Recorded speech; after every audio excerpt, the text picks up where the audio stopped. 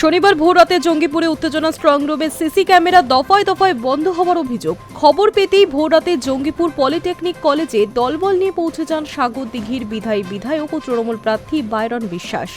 Strong রুমের দায়িত্বপ্রাপ্ত অফিসারদের ভূমিকা নিয়ে তীব্র ক্ষোভ প্রকাশ করেছেন তিনি। নিরাপত্তার দায়িত্বে থাকা রাজ্য পুলিশ ও কেন্দ্রীয় বাহিনীর জওয়ানদের সঙ্গে শুরু হয় তীব্র বাদানুবাদ। জানা গিয়েছে, প্রথম দফার ভোট মেটার পর থেকেই স্ট্রং রুমে নজর ছিল তৃণমূল কর্মী সমর্থকদের। সূত্রের খবর, গন্ডগোল হতে পারে এমন আজ করতে পেরেই স্ট্রং রুম সংলগ্ন এলাকায় পাহারায় ছিলেন তৃণমূলের কর্মীরা। শুক্রবার রাতে বাইরন বিশ্বাসের অনুগামীরাই প্রথমে জানতে পারেন স্ট্রং রুমে সিসি ক্যামেরা বন্ধ হওয়ার কথা। প্রশাসনিক তৎপরতায় তা কিছুক্ষণের মধ্যে সচল হলেও ফের মাঝরাতে বিকল হয়ে যায় স্ট্রং রুমের ক্যামেরা।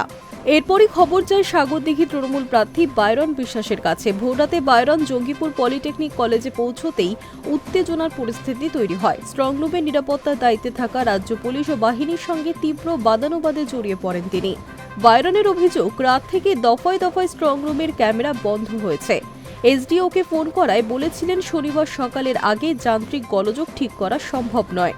অনেকবার অনুরোধ করায় আধ ঘন্টার মধ্যে তিনি পদক্ষেপ করেন, কিন্তু তারপরেও সিসি ক্যামেরা একাধিকবার বন্ধ হয়েছে। এটা টেকনিক্যাল ফল্ট নয়, দিল্লি ফল্ট। পাশাপাশি স্ট্রং রুমের দায়িত্বপ্রাপ্ত অফিসারদের ভূমিকা নিয়ে তীব্র ক্ষোভ প্রকাশ করেছেন তিনি। ঘটনাকে কেন্দ্র করে কেন্দ্রের ক্ষমতাসীন বিজেপি তীব্র সমালোচনা করেছেন বাইরন। তার বক্তব্য, বাংলায় কোনো ভোটের দরকার নেই। আমাকে নিয়ে মুর্শিদাবাদের 4 তৃণমূল প্রার্থী হারবেন। বিজেপির বিরুদ্ধে চক্রান্তের অভিযোগ তুলে বিস্ফোরক সাগরদিঘির।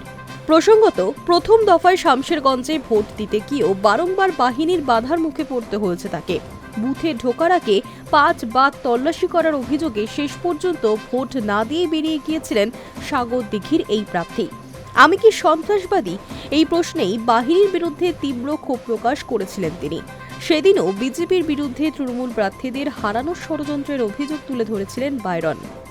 শনিবার স্ট্রং রুমের সিসি ক্যামেরা বন্ধ হওয়া নিয়েও একই তত্ত্ব বাইরনের মুখে। Hi news network.